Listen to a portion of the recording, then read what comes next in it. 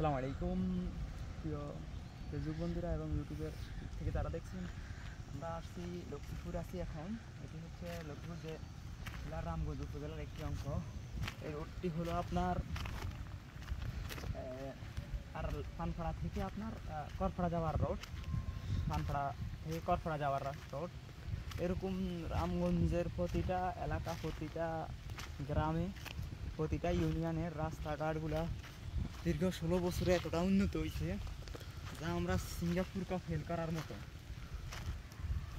এগুলো এতটা উন্নত হয়েছে যা আমরা সাধারণত রিক্সা দিয়ে চলাফেরা করতে পারি না। রিক্সা দিয়ে উঠলে যেন আমরা হেলিকপ্টার দিয়ে যাই, এমন একটি রাস্তাঘাটের এমন পরিস্থিতি যা করুন।